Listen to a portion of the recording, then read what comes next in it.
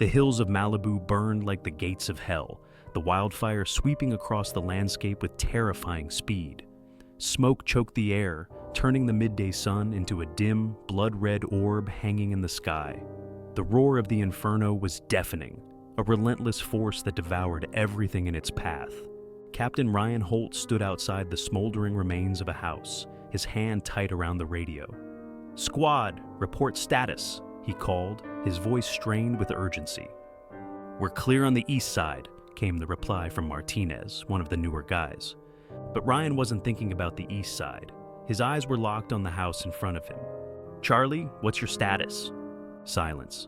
Ryan's pulse quickened. Charlie Reese, his best friend, his brother in every way but blood, had gone in to check for survivors nearly 10 minutes ago. And now, nothing. The radio crackled to life. "Still inside," Charlie's voice came through, calm but with a strange, distant quality to it. "I thought I heard something, checking one more room." Ryan clenched his jaw. "Charlie, the structure's compromised. Get out now." Another long pause. "Yeah, just one more sec." Ryan looked back at his crew, Martinez, Davies, Scott. They were all watching him, waiting for the call.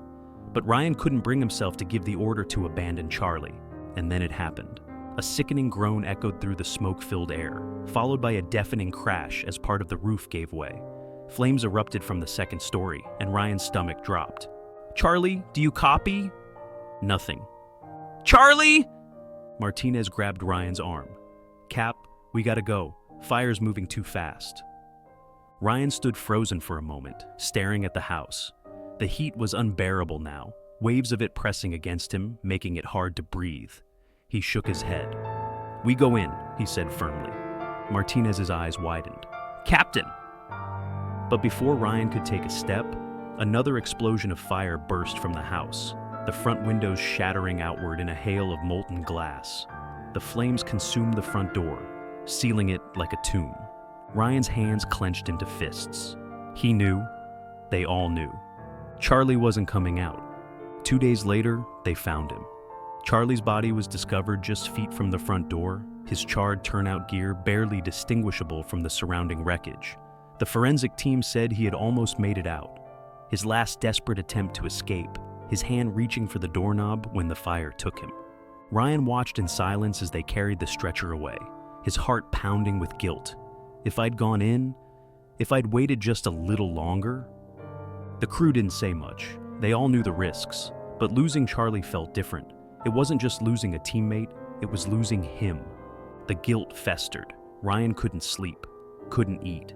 Every time he closed his eyes, he saw Charlie's face. He heard his voice crackling over the radio.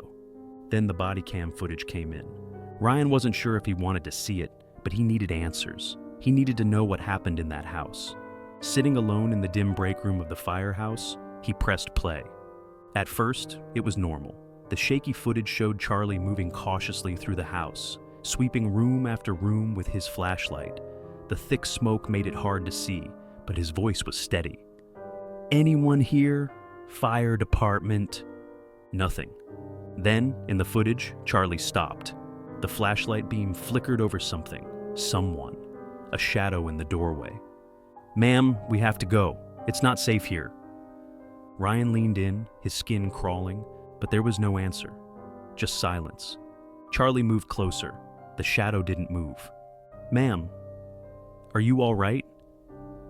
The figure remained perfectly still. Then, slowly, it stepped forward. Ryan's breath caught in his throat. It wasn't a person, at least, it shouldn't have been.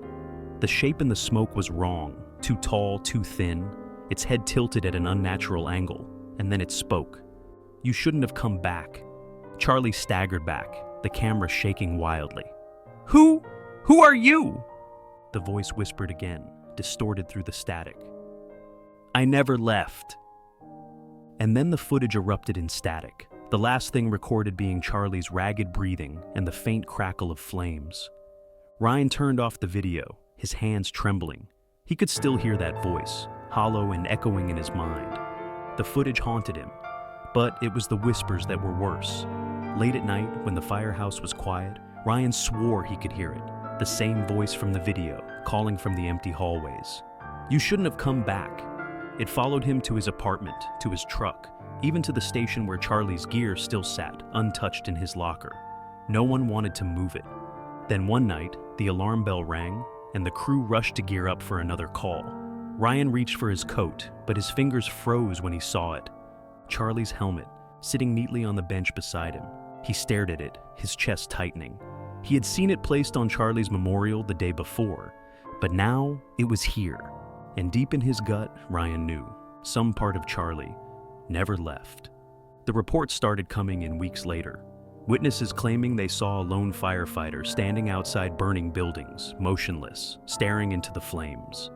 The descriptions were all the same: tall, broad-shouldered, with a soot-covered helmet and empty eyes that seemed to glow in the firelight. Ryan didn't need to ask who it was. He already knew. And every time a fire call came in, he braced himself. Not for the flames, but for the figure he knew he'd see, standing just beyond the smoke, watching, waiting. Still trapped in the fire, he never escaped. Some firefighters make it out, some don't, and some never leave.